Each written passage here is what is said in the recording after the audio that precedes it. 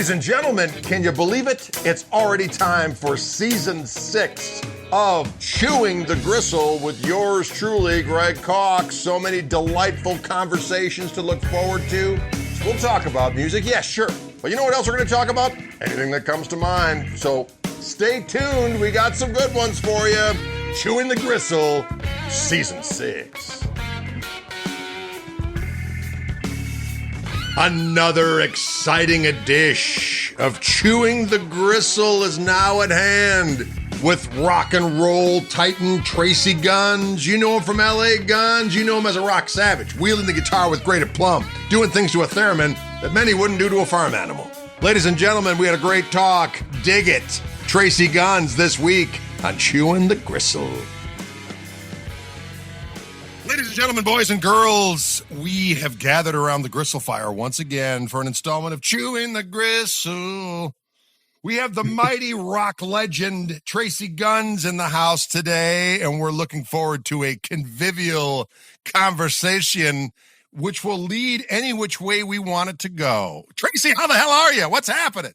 I'm good. You know, I'm at the age where there's always this nearby. Yes. You know, you and I are both 1966ers. That's right. And, you know, life is good, right? It is, but isn't it just bizarre? I mean, I'd like to think I've gotten my money's worth. It's like, you know, I don't think about why, you know, I wish I would have done this. It's like, you know, I've had a pretty good run. I've done some crazy things in my time and so on and so forth. But you find yourself looking around at someone and go, boy, that person looks old. And you realize, oh no, we're probably the same age. As a matter of fact, they're probably younger than I. Yeah. No, that's the benefit of the rock and roll, you know, is, we'll never believe that we're older than 26 years old, and hopefully it shows, right? Exactly. Well, I was just thinking about that as the fact that I remember distinctly getting to be about 27 and 28 and feeling ancient because I was hitting it so hard. Yeah. You know what I mean? And you're like, and then God forbid you'd look at people our age now and think, like, why are they even alive? You know what I mean? Exactly.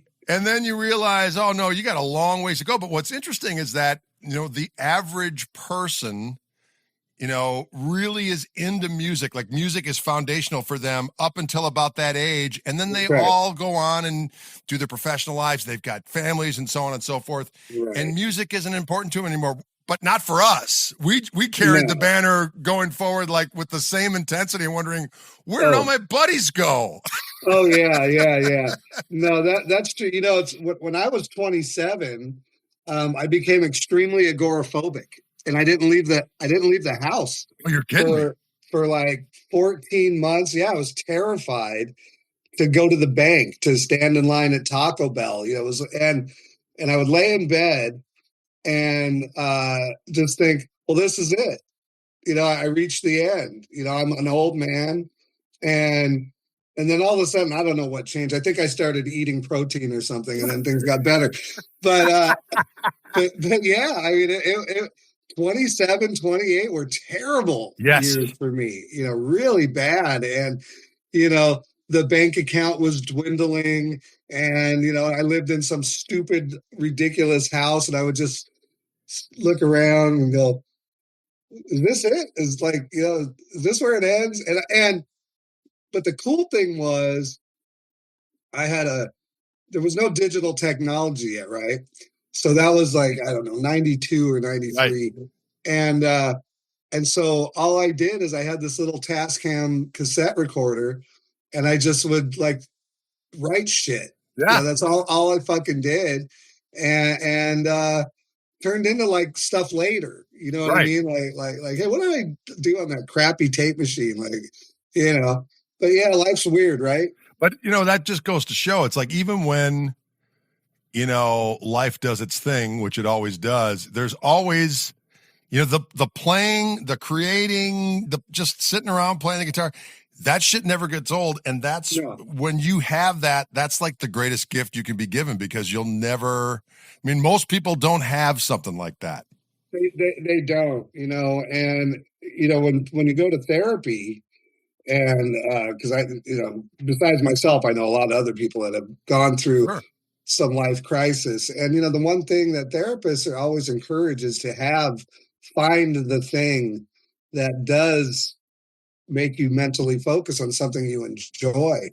And, I was in Denmark for 5 years, and which is such a different culture, where people aren't trying to collect cars, and if they do, it's one car, and they will make that car mint. You know what I mean? So like the competition thing doesn't really exist over there the way it does here. Like, we want everything. It's like, I want a Strat and a Telly and a Super Strat, and I got to have a double neck and a Marshall and a Fender, and I got to have I gotta. So that being said, all those people, they go all the way through college. You know what I mean? They learn trades and crafts, and they learn about music, and they learn the basic shit that makes you happy in life, and they lead a happy life. For some reason, we didn't get the rule book, where we grew up. It was like, hey, here's the keys to the country, go. Right. Like, go get yours, man. Right. Kind of a thing. And I mean, guys like you and I are obviously very lucky that we've been able to make any living out of music, because it's an impossible thing to do. Well, it certainly is. I mean, it's when we think about the many things that you need to do, especially being able to do it this long. I mean, yeah, it's but it's, hey, before we forget, people watching this, you and I are playing together at the Basement East on August 27th. That's correct. Yes. And I'm so looking forward to that show, man. Oh, it's going to be a blast. Thanks so much for having us. It's going to be a blast. And which leads to the other thing of how fucked this business is, because LA Guns is a headlining band. We call all the shots, but we can't pick our support acts. It's so fucked up, man. That's insane. Because people are like, yeah, but we got these guys, and and this, and it's like, if you want all the money, then you got to let us do this. It's like, yeah, I want all the money, but I want all my friends to have all the money too. Right. Let's fucking go, and just every step of the way. And we weren't always in this position, where we kind of called the shots and did our own stuff. For like 25 years we weren't like that, and now we are. And once again, we hit another wall. So getting you to play with us has been the joy of my year. Well, thank you. It's going to be a blast. Yeah, it's going to be great. I'm just wanting to know I'm really happy about it. Well, thanks for making it happen. I did. We did. Yeah. So let's talk a little bit about how you got started. What was, since we're the same age, I'm curious if you had older siblings that were into music, or if you got the discovery yourself, or what happened. Well, for me, I was sitting in the back, and my mom's boyfriend, he had like a little 912, and I was a little tiny guy when I was 5 or 6, and I would just lay down back there, and he had stereo speakers, right?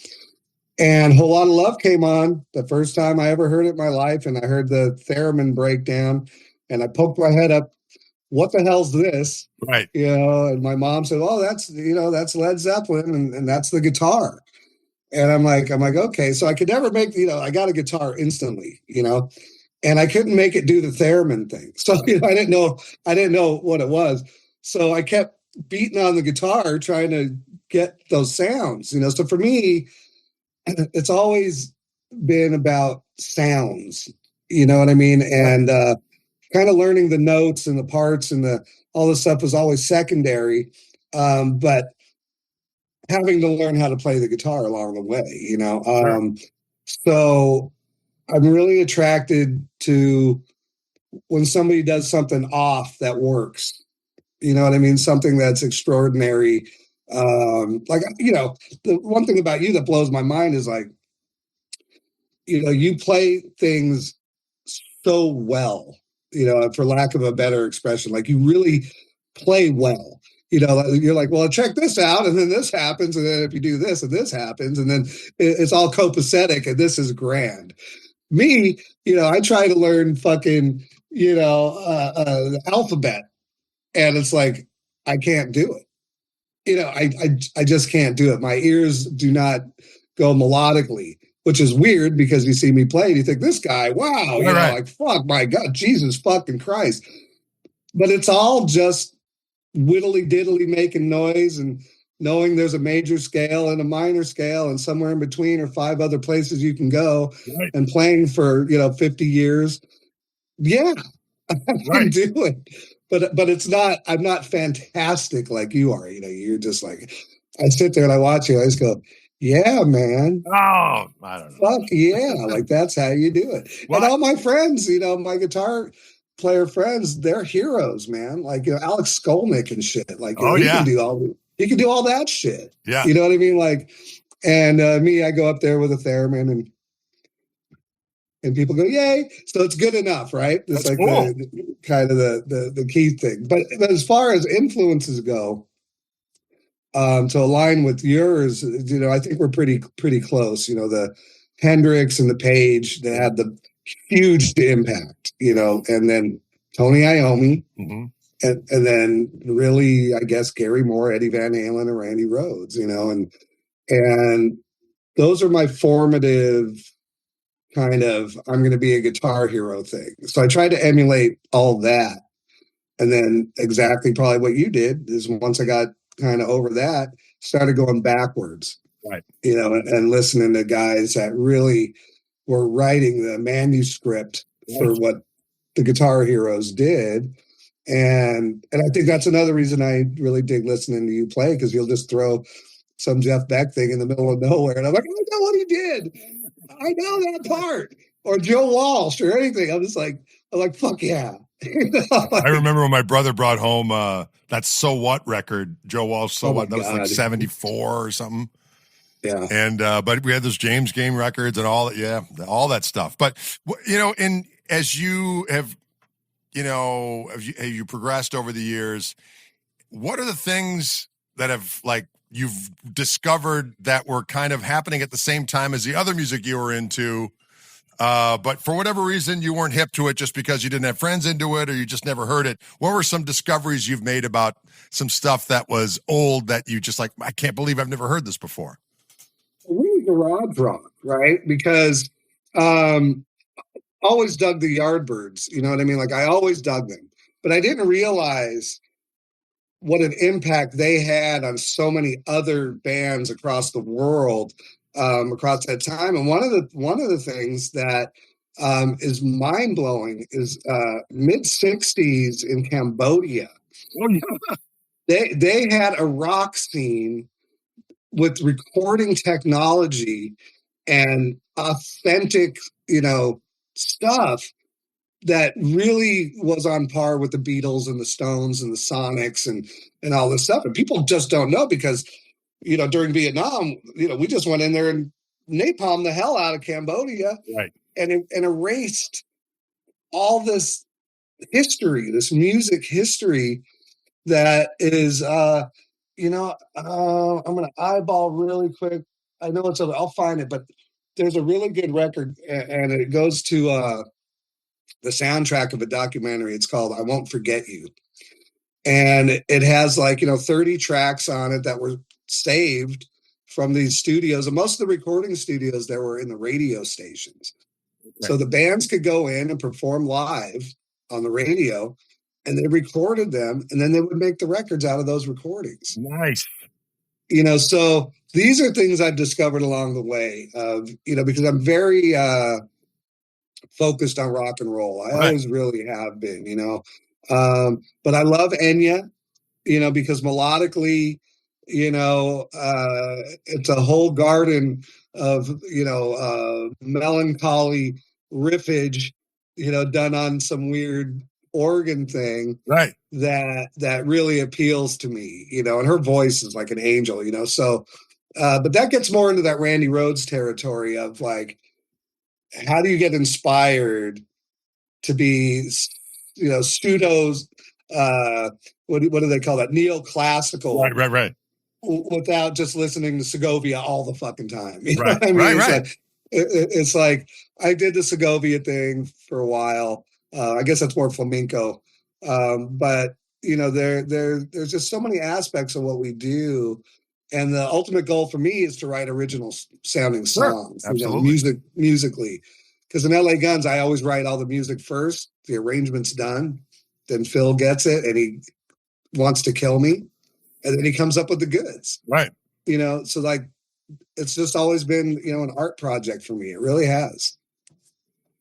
And so talk a little bit about the progression of that band and how it's changed over the years and different approaches and just kind of weathering the onslaught of the music business in general.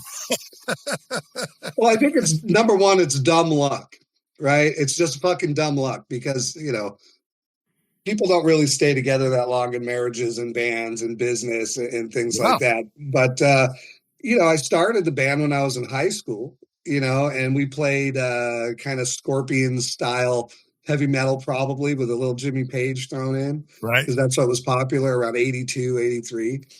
And then through a series of, you know, member changes and friends going off to be professionals and other businesses and stuff like that, I ended up with Axl Rose singing in LA Guns, who was Izzy's best friend, you know, Izzy. Right. And he was in LA Guns, and then we changed the name to Guns N' Roses. We don't need to go down that long road. And then we had Guns N' Roses, and then we got really popular really fast. And I was like, oh, shit, you know? Right. All right, here we are. But I don't want to hang out and die with drug addicts. So now, you know, how am I going to get out of this? And so I just redid LA Guns as kind of like a Motley Crue meets the Rolling Stones ideology. Like, okay, I like 5-piece bands, even though I want to play alone. The 5-piece band, the Aerosmith, Yardbirds kind of thing. Stones. Oh, yeah, Stones. It felt like the right thing for LA Guns to be. You know, it felt like, you know, every Guitar Hero band is just a guy by himself. And I thought, well, if I can shred and have some other guy play all the stuff that's meaningful and I can just solo all night, that's what I want to do. You know, because I notice, you know, anytime I'm in a band where it's a 3-piece band, you know, the bottom drops out if I stop playing rhythm. You know what I mean? Unless we have a keyboardist like you do or you know, something like that. But and that's cool. It's a vibe and I'm into it. I mean, I'm probably going to start another band tomorrow where it's me and 2 people and party on and all that stuff. But but on a professional level, the LA Guns formula just works. And what I mean is, you know, we got enough guys playing instruments to be very musical and very diverse, and which means I can write whatever I want. And then as long as Phil's singing, we sound like LA Guns. You know, he has such a distinctive British American crossover thing that he is, that it gives me the freedom. And that's all I give a shit about. I just want musical freedom. I don't, you know, the fact that, you know, all the bills are paid and we make bucks and like all that shit, that's wonderful. But I'd still be doing exactly the same fucking thing if we didn't, you know. I want to be Jimmy Page, man. You know, I want to do it. And that keeps me going. You know, it keeps me excited. How's the relationship with Phil? I mean, maintaining that over the years, I'm sure it took some work. And because, you know, it's hard enough. I mean, I've always had 3-piece bands because I can only usually handle 2 other musicians at any given time. And now that one's my son, it's that much easier. So, yeah, man, God, you know, and you got to give prop, man. Dylan, he's definitely the second coming of Jesus Bonham. you know, like, you know, I'm watching you and then he does something. I'm like, damn, man. You know, he just sticks it in the kick and it's over. Yeah. Oh my God. But with Phil, and you'll find that this has happened to us all through junior high school, adult living. And there's other people that fuck up great relationships, right? Like, you know, you can be cruising along and have, you know, your best buddy that you're getting stoned with in high school.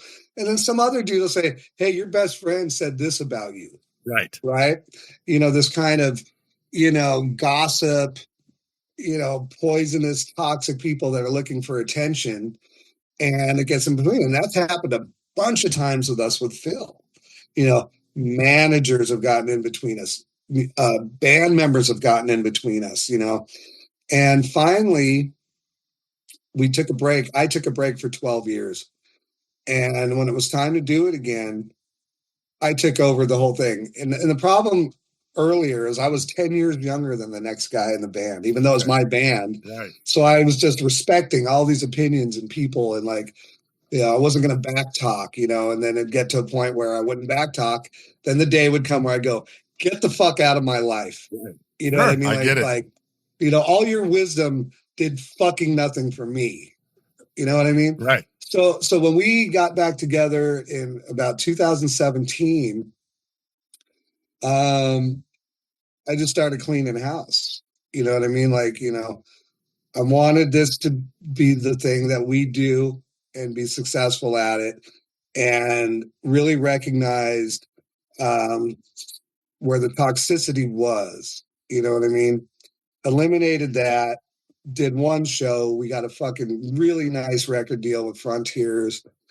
And that was the beginning. And then, we had a guy in there that was helping out that ended up being just like all the other guys that he talks shit about, a manager type, right? Yeah. Oh, this guy is ripping you off, and don't do that. And then obviously down the road, the guy ends up ripping you off. Of course. Yeah. Same story. So the two key ingredients is the 5 band members in the band. We're tight.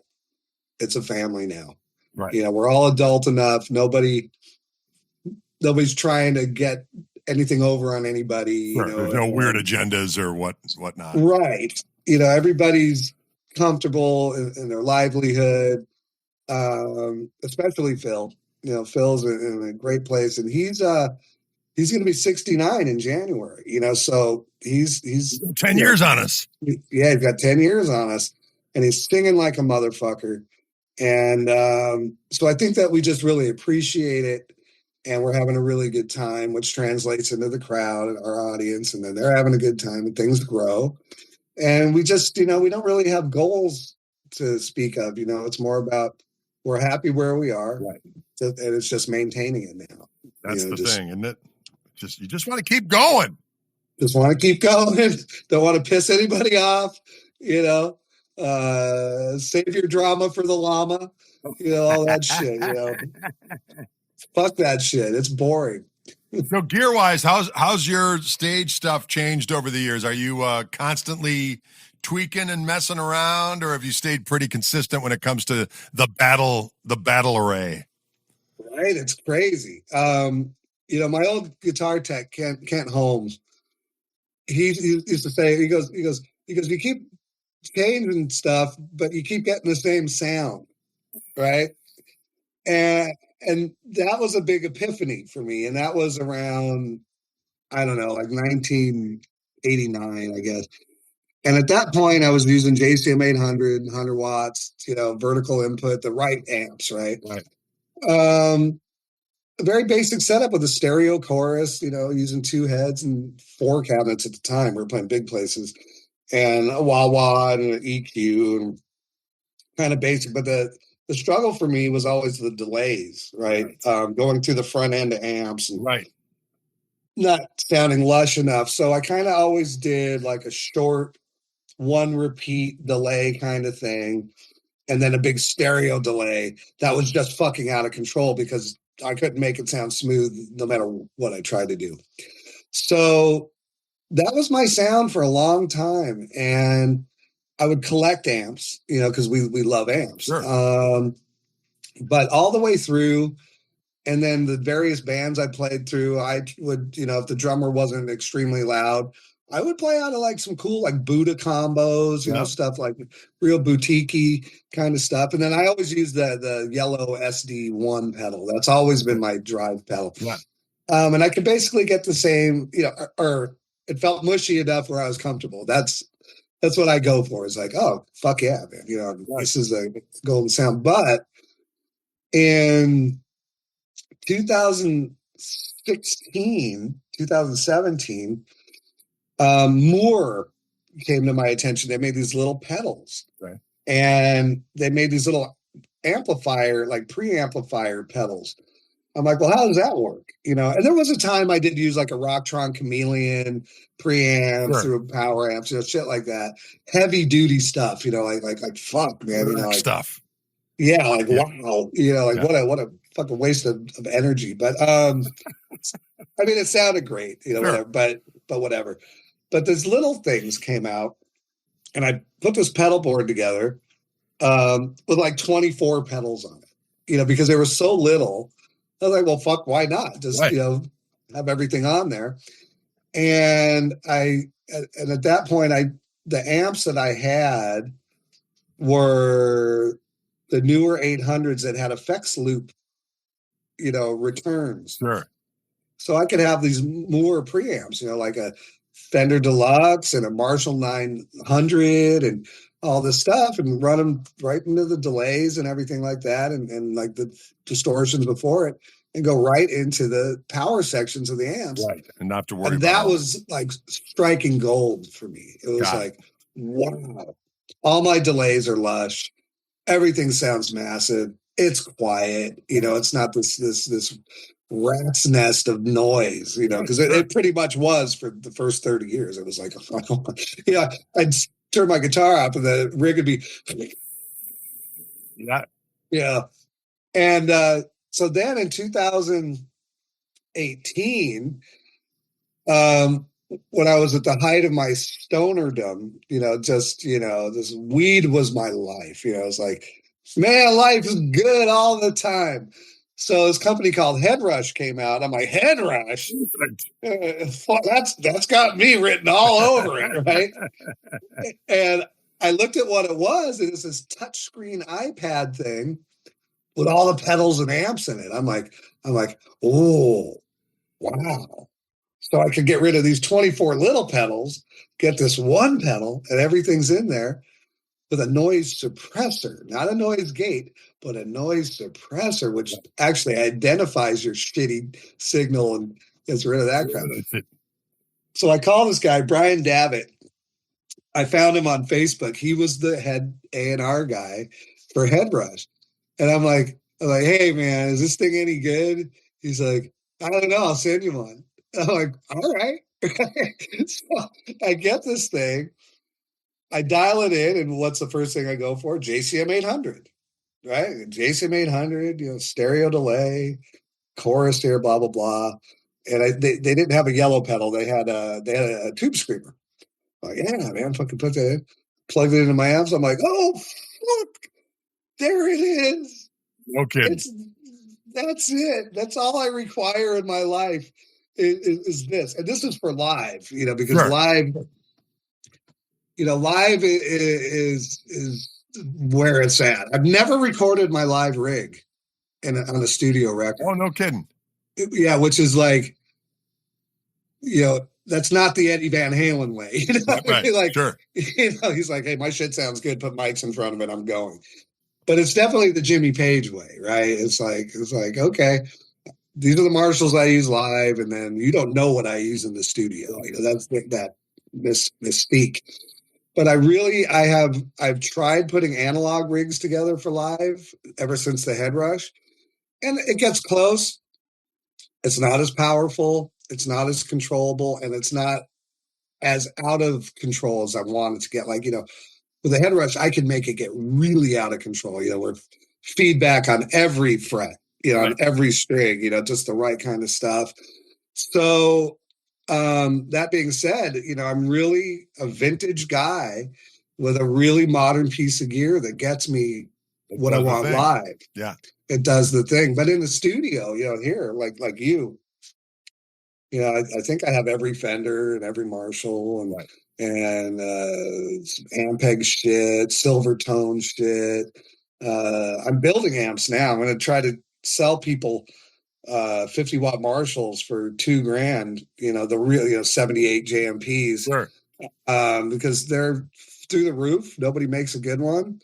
And they take me about 2 days to build from scratch, so they're the best amp for rock and roll guys, because you can really do the Small Faces thing. You can do the Randy Rhoads thing. You can do the Jimmy Page thing.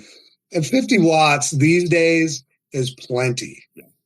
It's plenty of. Well, let's be honest. If anything more than 50 watts, you're getting the stink eye from everyone around. Oh man, yeah. Well, so wait. Now here's a luxury that you have that I didn't have till about a month ago. you're up there, you don't have some guy wailing through stage monitors vocally, right? So Phil got in-ear monitors for himself last month. And so now his monitors on stage are like a good level where I can hear what he's singing, Right. but I can hear my guitar. There you go. I can fucking hear it. Yeah. If I play out of a deluxe, I can hear it. Right. You know? So the whole reason for all those 100-watt amps all those years is I couldn't hear. Right. You know, when you know, because he sings high, you know, and he's screaming. And as soon as he put those on and we did that gig that night, I walked to my pedal board and I turned the master down. And I was like, this is fucking awesome. And so that, you know, talk about learning things way later in life. That's the thing. So now he's kind of allowed me to kind of like look at my rig and go, wow, you know, I can do other things now too. You know, if I want to play, like I said, a deluxe on stage for one song because it's the right sound for the song, well, sure. I could certainly do that now. You know, and you know, I love all of it, man. I love all the shit. Yeah. I bought all your shit. Gear is fun. It never gets old. Yeah, it doesn't, man. You know, I have 4 Echoplexes. I had 3, and I used them till the end, right? Like they got to the end. And my friend Eric, who owns Caveman Music here, always knows that I'm on the alert because those are I use those. And he didn't tell me he had an Echoplex on. This was about 2 or 3 months ago, but I saw it on the Instagram. And I lost my shit because I was definitely sure somebody had already bought it, you know? And Eric, why didn't you tell me about the Echo? Oh, I'm sorry. I forgot, man. You know, I go, well, let me know when another one comes in. And he goes, no, I still have this one. I'm like, does it work? He goes, yeah, that works. I'm like, I fucking went down there so fast, got the thing. And they're expensive, man. I think I paid like $1,400 for it or something. You know? But it's the one, you know, and it works and it's on tour and it's doing the thing, you know. We interrupt this regularly scheduled gristle-infested conversation to give a special shout out to our friends at Fishman Transducers, makers of the Greg Koch signature Fluence Gristle-tone pickup set. Can you dig that? And our friends at Wildwood Guitars of Louisville, Colorado, bringing the heat in the shadow of the Rocky Mountains. So back in the day, like when, you know, of course, Jimmy Page always had the 2. And he had the one for all the crazy theremin stuff, I'm imagining. Yeah. And then the other one was just a quick slap back. That's it. And I'm wondering, you know, especially, you know, as he got more medicated, it's like, right. But as we all know, when you crank those amps, as you said, when you're going to the front end of them, you got to be careful. You can barely have the amount of effect on in order for it not to get all saturated and shitty. So he must have just had it barely on. And then, you know, years later, it seemed like it would be a little bit more awash. You know what I mean? But how did guys how did you deal with it back in the day? You just went through the front end and you would just have to bring the amount of effect way the fuck down so it wouldn't be all distorted? Well, you know, I had an epiphany like the last few weeks. You know, I used to use a DD3, a Boss DD3. I've used one since the beginning. Right? I don't have any now. Like, I don't know why. I have everything, but I don't have a fucking DD3. So Carlos Cavazo jammed with us a couple weeks ago. And he had a little pedal board with a tube screamer and a DD3 on it and a SLO, a Soldano. Yeah. And I'm like, you running that into the front? He goes, yeah, why? I'm like, okay. And that's what I used to do. Right. Right? So he's playing. I think that's the only delay you can do that with. It pretty much works. Yeah. Like fuck. Okay, and you know, Soldano's got way more gain than more gain. Yeah. And so, you know, it always worked somehow for me in the past. I don't remember because I'm not there right now. But I did use 2 DD3s, you know, one for the big stereo thing and one for the single for the single slap, yeah. Whatever. But Paige thing, and you'll agree with me on this, I know you will. Those delays had to work. So when he talks about, you know, getting the amps just to the edge of the breakup point, he wasn't kidding. And on some of those bootlegs, he didn't even get to the edge of breakup, right? Like, you know, he was just clanking away, Yeah. you know, doing his thing. And I'm definitely positive, you know, that he wanted to be able to play the clean stuff really nice. And so I think he prioritized more of a clean sound live and getting it just to start because he wasn't even using the tone bender anymore once Right. Zeppelin really got rolling, you know. Exactly. Kind of gave up on fuzz and all that Right. stuff. But I noticed when I talked to a lot of the old engineers, the guys, a lot of what me and you heard was they were running echoplexes and space echoes at the front of house. You know, so like on guitars, on vocals, and stuff like that. Like I wondered, like same thing, like live at Leeds. You know, exactly. Yeah. Yeah, they had to be doing that from the front of house. And those engineers back then, they went to school. They weren't like, you know, they weren't the guy down at Joe's bar. And I could do sound. Right. You know, like those guys back then, like, you know, they knew how everything worked and how to patch things and, you know, all this archaic dinosaur equipment. Sure. And that shit sounds great. It's really interesting when you listen to the live James Gang and a lot of Zeppelin bootlegs around 71 to 75. Right. Plant's definitely singing through a space echo because the delay has reverb on it.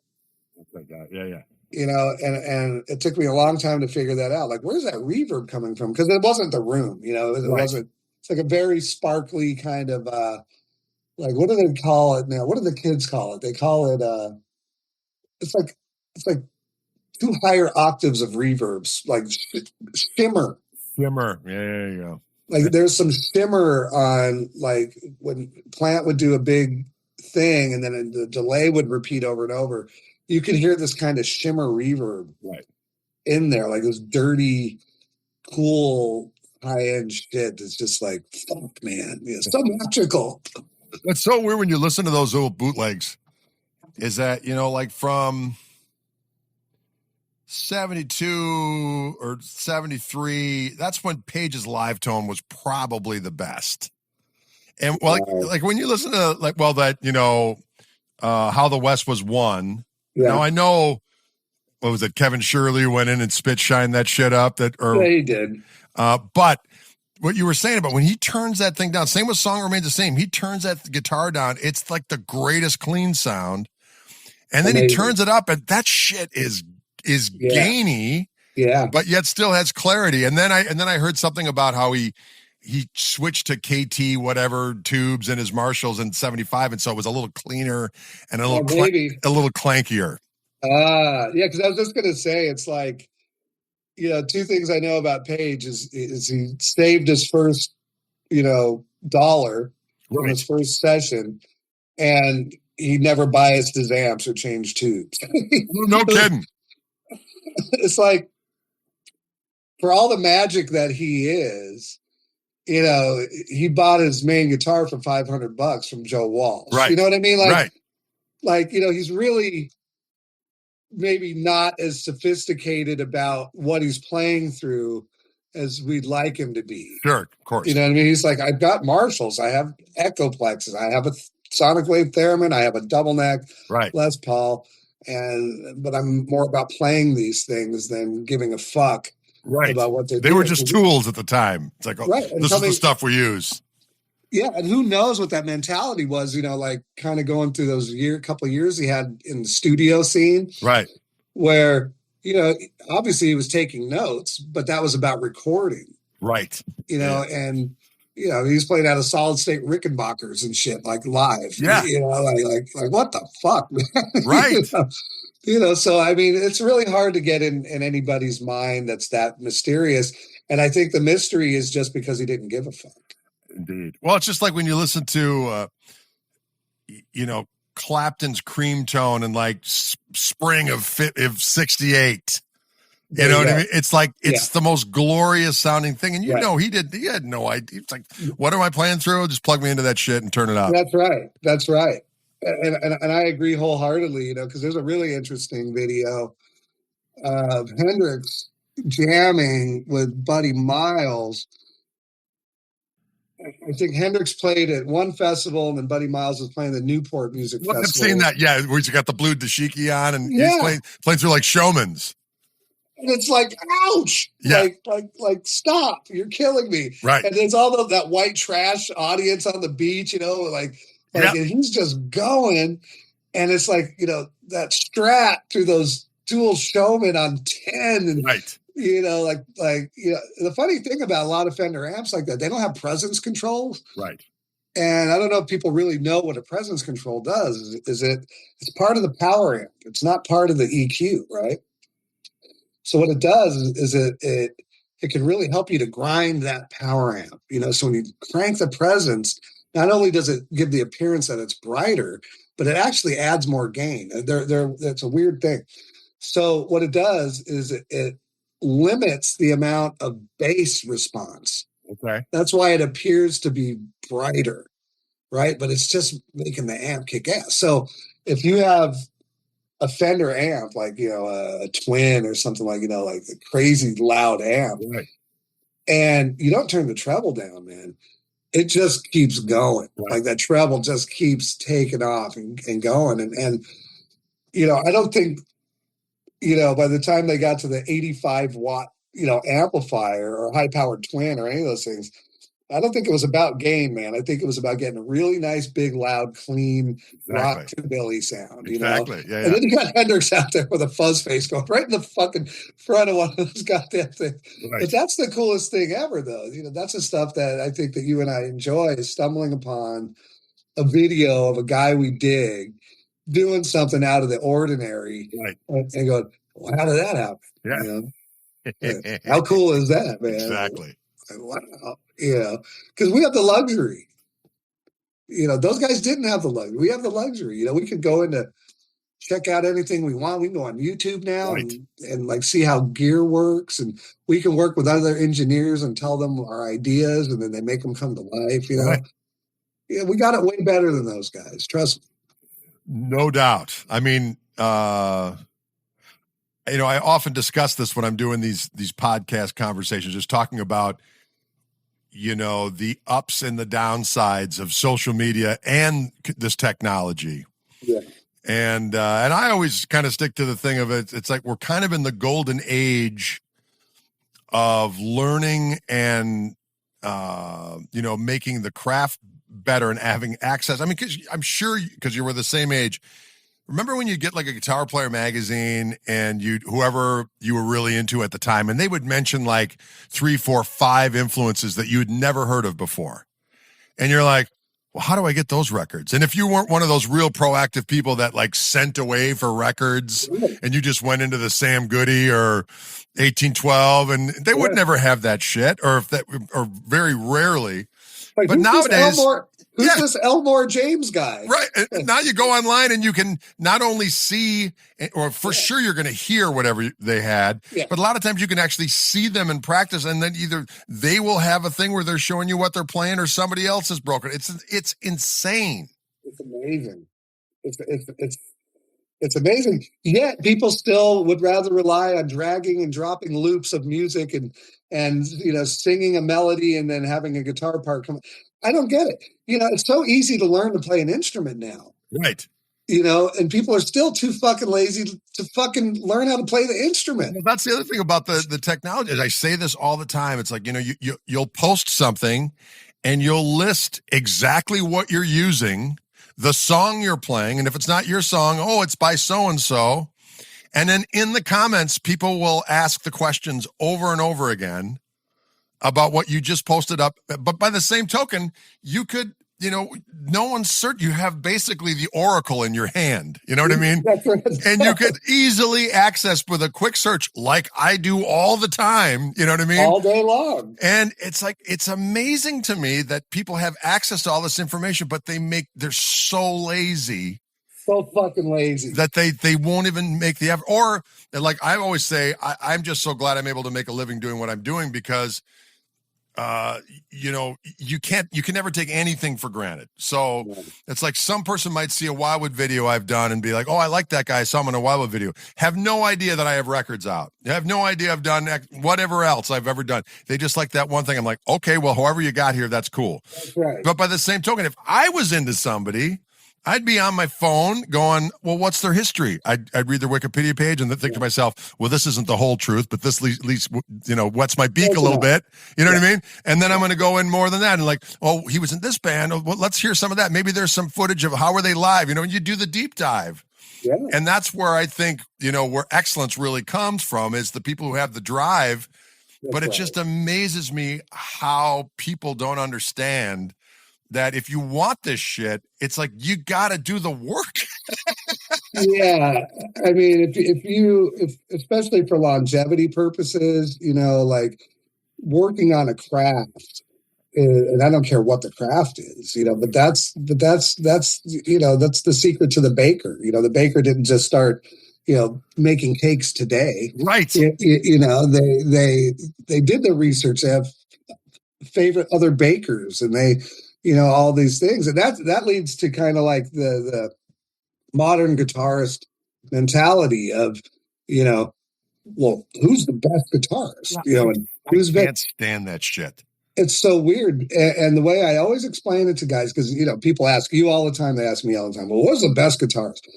And it's like, guitar players are Baskin Robbins, man. Exactly. You know, you go in, you got 31 flavors, and in this case, probably 1,000 flavors of the guys, right? Right.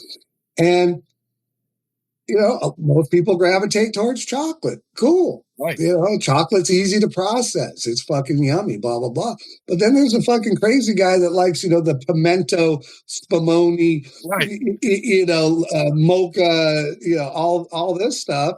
And then because they like that flavor, well, they're not too turned on by all these other, you know, so it's just, there's, of course, competition is great because, you know, we want to, you know, I see you play, I go, I want to play that weird bendy thing like he does, right? And that's the way it works. It shouldn't be, well, Jeff Beck did that better than Jimmy Page, so Jeff Beck's a better guitar player than Jimmy Page. It's like, no, he's not. That's not that. I love Led Zeppelin, exactly, and I love Jeff Beck, and I love Jimi Hendrix, and I love Pat Smear, you know, from the Germs. You know, I you know, you can't. You know, I would never tell a student like, only fucking listen to this because that's where it's fucking at, man. Right. You know what I mean? Although you know that there are people like that. It's like that. It's like, what the fuck, man? You know, and that's where I think guys like Angus Young have been really smart. Keith Richards have been really smart. Slash has been really smart. They keep it to a thing, right, to an identifiable thing that they do. And it's palatable, it stays the same, it's big, and it grows. Right? It's like a thing. And I could never really do it. You know, like there's too much fun I want to have. But I'll tell you something about AC/DC. We did a couple tours with them, and they always sound check with the Stones. You know what I mean? Like, so they're like, yeah, we really dig the Stones, man. You know, so we just like put a little bit more distortion on it, and kind of that's the mentality. Right. So, you know, some bands are able to focus and really like stick to a thing, and you know, I worship those guys. I wish that my attention span was, you know, any bit longer than a flea's, but it's not. Right. You know, it's like I want to try everything, you know, and it's fun. It's more fun to try everything. Yeah, absolutely. Yeah. You know, it's kind of a funny thing is you know, as we're talking about discovering things that you really didn't pay attention to at the time, and now I'm just obsessed. So I don't know when it was, but I started seeing, well, you know, Jason Isbell's guitar player, Sadler Vaden, right? Is that his name? I've never met him personally, but we've talked online and stuff. Okay, yeah, I never met him either. And he would always post on, I think, like on not Instagram. What's the Twittery Instagram? Oh, Threads. Threads. Thank you. Had a senior moment there. He was posting this thing, and this was before they announced the reunion. But he'd be like, another day has gone by and Oasis hasn't reunited. I'm like, what the fuck is this with this guy's problem? You know? And because I was thinking, I always thought they were kind of just like a would-be Beatles cover band, right? I just never paid any attention. So then all of a sudden, it's getting closer to the reunion, and I was like, and you're seeing some videos, and I'm like, those fuckers are funny, right? I enjoy the little snippets of Liam and Noel and so on and so forth. Very dry, yeah. And then all of a sudden, I start listening to these tunes. I'm like, I had no fucking idea that they are a rock and roll powerhouse, and now I'm absolutely obsessed. That's amazing. And so I've been listening to it nonstop. And what's crazy is that you realize, I mean, one of the things that, you know, as we talk about people always kind of compartmentalizing everything. You can't do this or you can't do that in terms of this is the best or this is the worst. And you know, whenever you get the people who are like, well, I'm just really more about the song. It's like, well, yeah, you're always about the good song. You're about music, music in its totality, right? Yeah. And the one thing that always kind of turned me off, especially when the kind of the American-esque kind of alternative singer-songwriter thing is, oh, we can't get too crazy. We can't rock too hard. It can't get too loud. My funny hat might get a skew. It's a bizarre take on being creative, isn't it? And then I'm listening to these Oasis songs. I'm like, these guys don't give a fuck. Yeah. It is just, it's time to rock. And so I've just been, and it's so simple. Those songs are so simple. It's ridiculous, but that's the idea. They're fucking amazing. Well, now that you've gone down this rabbit hole, did you see their documentary? Like from when I started to watch it the other day before I had to leave. I didn't finish it, but it's crazy. It makes so much sense though, because you get into music just because you like it. Doesn't mean you got to be good at it yet. Right. Right. You don't have to be good at it right now. Right. You know what I mean? And they're that classic story of like, yeah, we just want to go in the fucking basement and fucking play. Right. Right. And yeah, they're influenced by the Beatles. Yeah. What's wrong with that? The Beatles were also, you can also hear all the Beatles influences wearing on their sleeve, you know? Right. Exactly. You know what I mean? That's the whole point. And you know, the success that they had very quickly wasn't because they were virtuosos. It was because they loved what they were doing, and they were very dry with their sense of humor from day one. Yeah. You know, people love that, man. People love humor. People love sarcasm.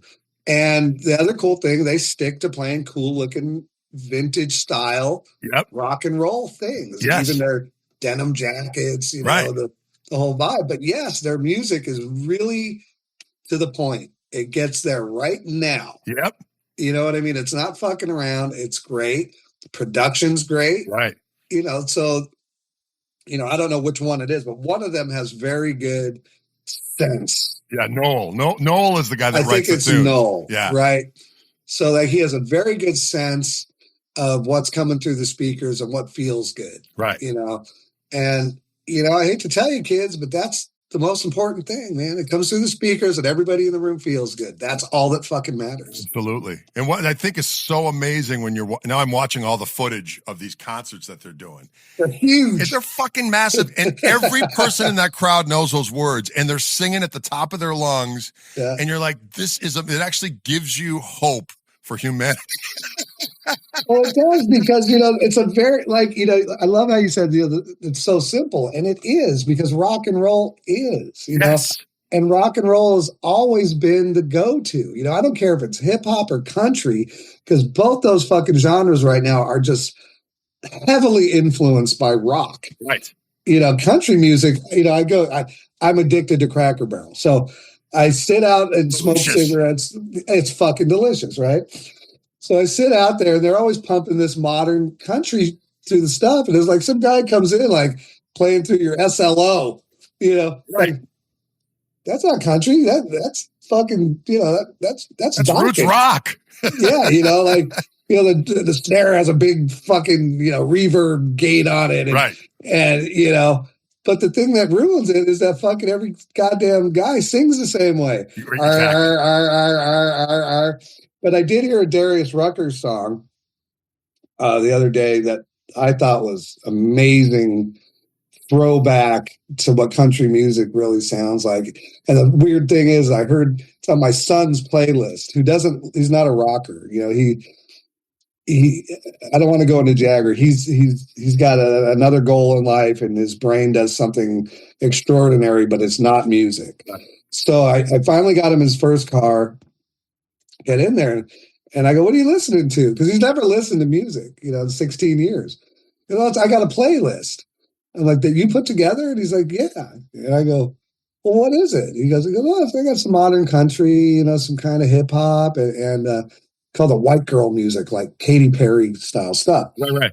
So he has this blend of stuff, and it's all the modern stuff. But there was this Darius Rucker song on there, and I was like, hey, that's the good song, right? He goes, I love this song. I go, okay, at least he could tell. He connected to something. But yeah, rock and roll is the heartbeat of everything. Right. You know what I mean? From Little Richard forward, it's spicy. Right. You know what I mean? It's like heat. It brings the fucking heat, and there's no denying it, And I got a couple friends, a couple girls. I'm talking about doing a kind of offshoot band. And that conversation's been brought up. It's like, I want to keep this simple. I want to go for the throat. I want to have a great time, and we're going to be freaks. Because if we're not, nobody's going to give a shit. That's I mean? And I've had this conversation. Because I try to work with young artists every now and then, and I'll call up like whoever's like an expert in the field of whatever music it is. I'll be like, hey, I've got this guy who recorded this record. This is good, And like the first thing that like real pros always tell me is they go, send me a video, so I can see it. And 10 out of 10 times, that guy's a schlep. What are you thinking? Like, it's an entertainment business, man. Entertain me. Right. Yeah. I'm like, right. Fair enough. And it is, and it always will be. But guys like us, we had a much tougher time discovering Beethoven or whatever. You know what I mean? Sure. It wasn't in our face all the time. And so, when I see somebody really trying, I kind of overlook the schlep factor, and but this guy's talented. Right. I have empathy for this young man. But it is a business, and it's the music business, and it's the entertainment business, and that's the bottom line. No doubt. I mean, I remember hearing distinctly a buddy of mine years ago. They was a buddy of mine from Little Feat, and then my buddy Catfish Hodge. They had this band called the Blues Busters, and we were doing some gigs with them, and they loved our band. And the guy's like, I know somebody at whatever record company, and he got back, and he goes, all the guy asked was, how old are they and what do they look like? And you're like, really? And then by the same token, you're always thinking, well, certainly someone along the line. Like there's a musical true north that certain people still ascribe to, and you're like, no. As a matter, all they care about is where is success. That's the only language they understand. So if you can be successful with making really cool shit, great. But right. that's not the prerequisite. It's not. And it's funny because if we look at like Alan Freed, how he would get the single, he would put it on the radio, and it was a hit, right? Because that was the only game in town. And then smarter people came in, said, "This is great, thanks." Right. More radio stations, more recording studios, having all these guys in the 50s go on the same bill, play 2 or 3 songs, and money. Artists last to get paid, right? Right. Engineer would get paid a little bit up front. Radio guys are on their salary, right? So now we get to this point, and I was trying really hard for a girl I was going out with to get some radio stuff, right? And I get a breakdown from the label of what the criteria is, like real analytics, real information. I'm reading this. Thought about her age, thought about her audience. Didn't matter how good her songs were. Right, of course. It does not matter because the funnel, there's already 200 pieces of sand that click all the boxes. Everything behind those 200 things, these people are going to give up.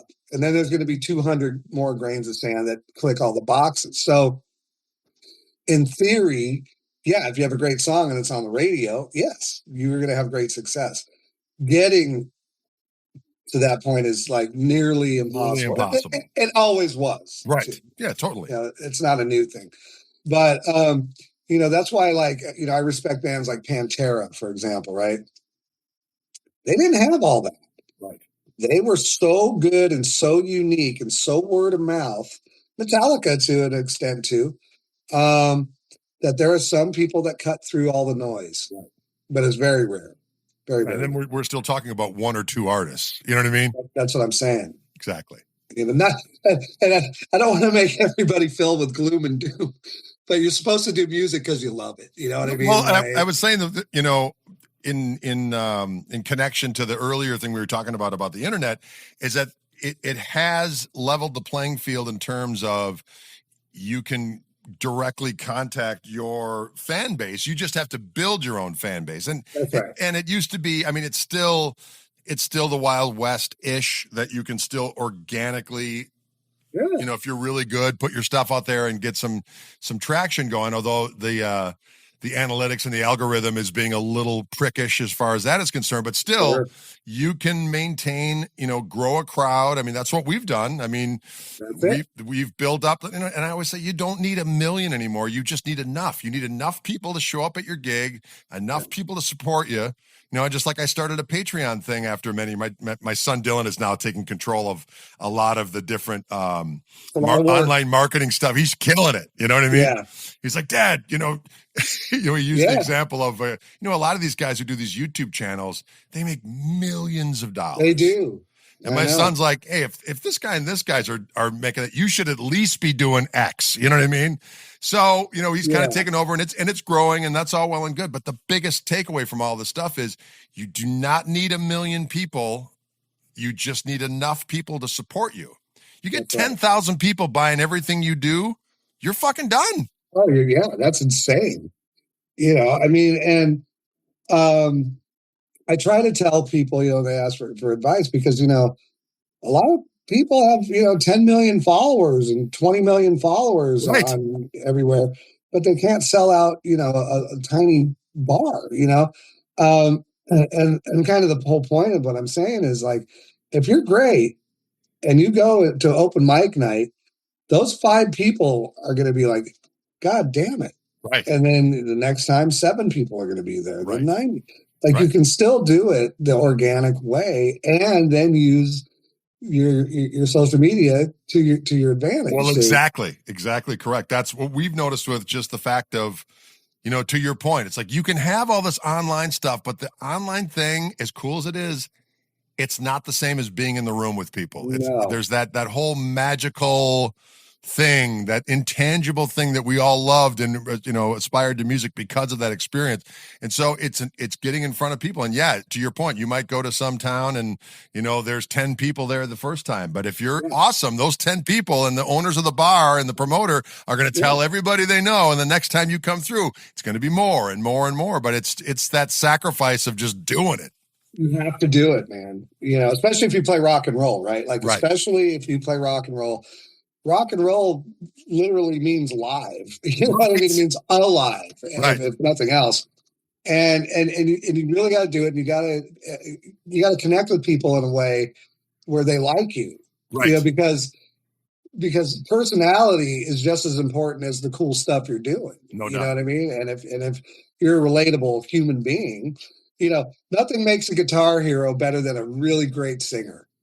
Right. If you got David Lee Roth or whoever, and you're great, well, people are going to say you're great. Right. Yeah. But if you got some schlep and you're ripping, all of a sudden, I don't care. Who cares? Exactly. Yeah. A great singer makes a guitar hero. There's no doubt about it. There's so many psychological factors in the whole deal because, I was listening to Isley Brothers with Hendrix. Mm-hmm. The other day, and I thought to myself, how did this not work out? You know what I mean? Because it had all the same magic. You know, it really did. People don't even know about it. It's so weird to me. Right. And you know, they dump him out, and then he ends up a Little Richard for a minute, and doesn't know what the hell he's doing. And then he's like, fuck it, I'm going to England, you know, blah, blah, blah, blah, blah. And all of a sudden it just happens. Right. That's because he got in front of enough people. Exactly. At that point, he had gotten in front of enough people in a real setting where people are like, fuck, you know, my favorite story is the Clapton one. You know, he wants to jam with Clapton, and Clapton blows him off kind of. And then finally he gets up on stage with Clapton, and Clapton just sits there with his mouth open. Right. Like, what? Exactly. What the fuck, man? You know, and, you know, magic comes in all shapes and forms and sizes. And you know, while you're alive, you know, go see some magic, you know. That's exactly correct. I walked right off stage in one venue and got in an Uber to go see you do your thing. I remember it well. Because I want what you give, man. You know, like I need more of that in my life. You know, it's just everybody's so formulated, even on a rock level, it seems like these days, that it's tough to really get the thing, man. You know, it's hard to find it. Well, it needs to be done. Yes, it does. And I can't do anything else, so I'm going to do that. Well, listen, my friend, it's great hanging with you. I'm looking forward to seeing you at the end of the month. And that's going to be a blast. Hopefully we can do some more. I think that's going to be a lot of fun. Yeah. We will. You know, one thing leads to the next. I just had my buddy Dave, who's a laid-back country picker, come up and play with us at this festival we did over the weekend. And it's so cool when guys get together and do stuff, man. This is like, yeah, no doubt. So that's my mentality. So, you know, we'll keep the floodgates open and do as much as possible coming up. All right, man. Thanks, Greg. Thank you. My pleasure. Take care. We'll talk to you soon. Peace. Bye-bye.